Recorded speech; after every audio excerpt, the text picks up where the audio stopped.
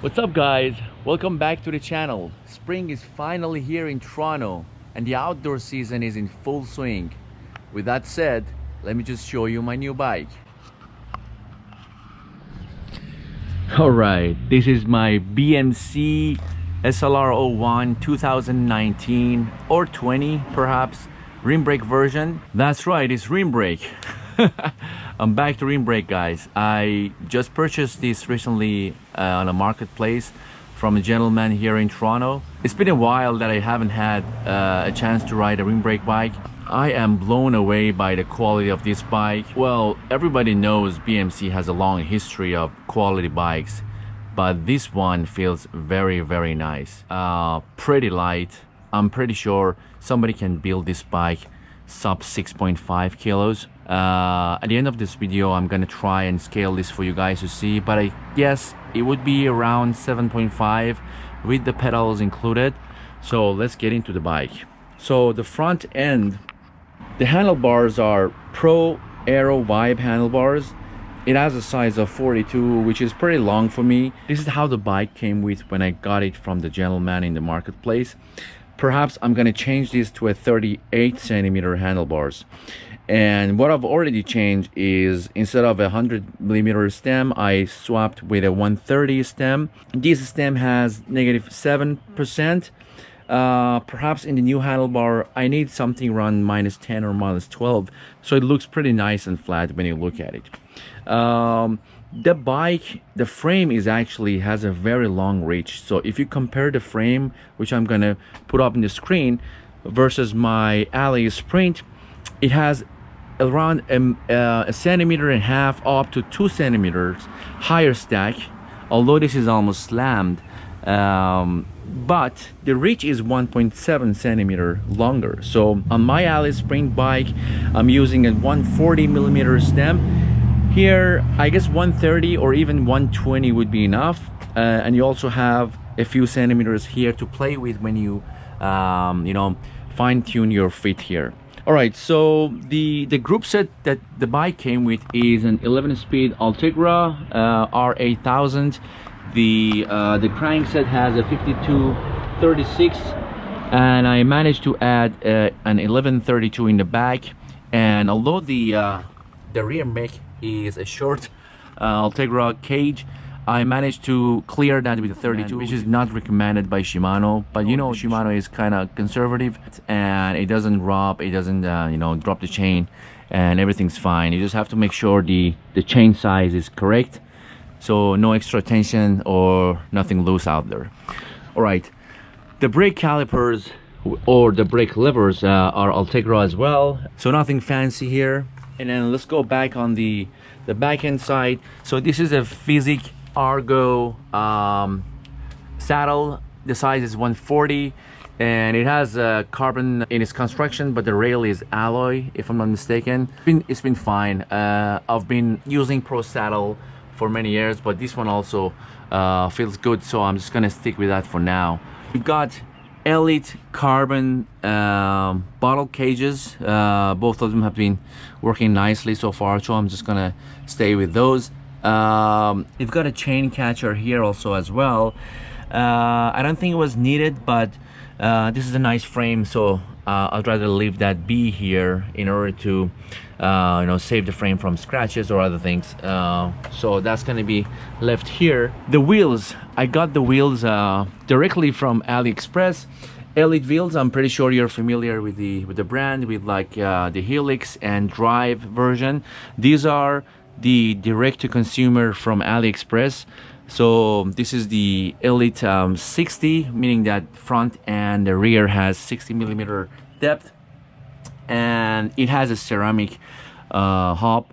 Other than that, it's pretty standard. The weight is actually a little bit on the higher end, maybe 1700 grams, which is kind of heavy for a rim brake wheels, but the performance was very good.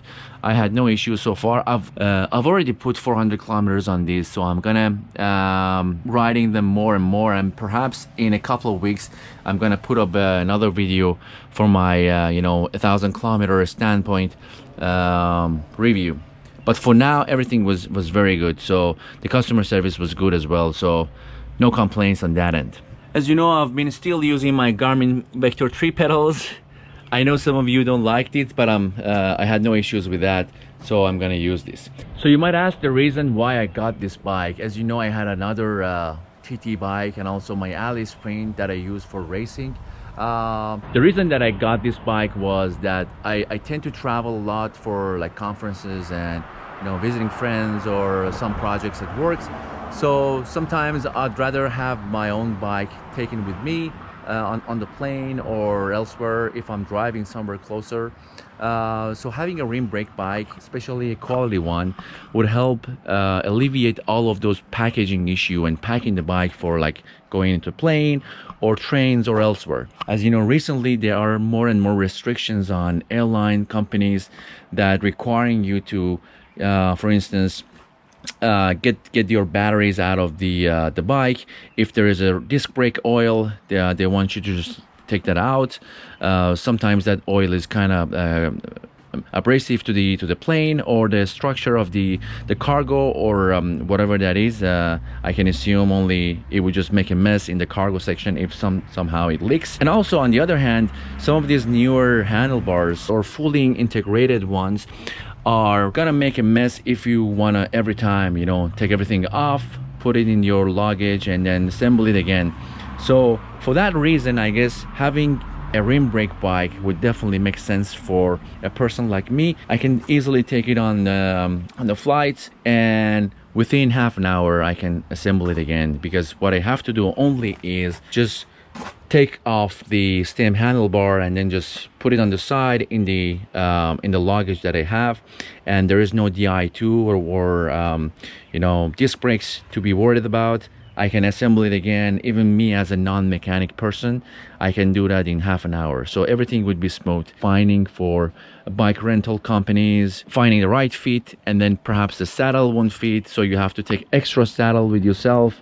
So I guess overall, if you are going for longer trips, it would make sense to take your own bike. So that was one of the reasons I considered this. Also, I needed a trainer bike as well. As you know, my fast Alley Sprint bike, by the way, shout out to the Neuro Show, Chris Miller and Jesse Coyle for that. As you know, that bike is kind of too stiff. I'm using it for racing. It's pretty good. It's very fast, but as you know, the quality of asphalt and tarmac here in Toronto is not that great. So even with having a low pressure tire, I tend to have like around 78 to 80 on the rear side, and then 75, 76 on the front for my races. If the tarmac is smooth, as you know, I'm a heavier rider. If you use the calculators like Silica or SRAM, that sort of range is what I have on my 28 GP 5000 tires. So even with that, even if I reduce that for 10 psi, 15 psi, still I can see the vibration of the road a lot. And although that bike is very fast, very nice, I'd rather have something less aggressive on my body, especially for longer rides, like 100k plus ride. So one of the reasons that I consider about getting a rim brake bike was I can also use it in the training rides, and that would feel much nicer, especially in the roads of Toronto. And I'm actually pretty happy with the end result, because so far I've gotten 400 kilometers out of this bike, and everything feels very nice. The bike is very stiff, at the same time very comfortable. I guess the other reason that is contributing to the comfort of this bike is the wheels. The wheels don't have the carbon spokes, they have pillar steel spokes, and they are not the most rigid ones. So me coming from hyper wheels on carbon spokes to steel spoke, it has a lot to contribute. So overall, I'm pretty happy with the purchase. If you want to get the best out of your budget, given the current marketplace of the cycling, maybe consider some of the older rim brake versions. These used to be one of the best, top of the model at 2019, 2020, and it's just a joy to ride. So If you're not targeting anything specific that requires a disc brake bike, give it some love. There are a lot out there, so that might be a way to start cycling, or maybe getting to serious cycling as well. All right, let's weigh the bike.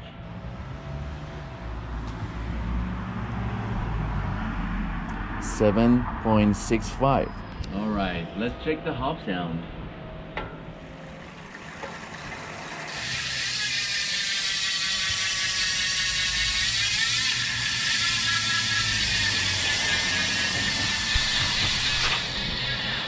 And with that said, see you in another video.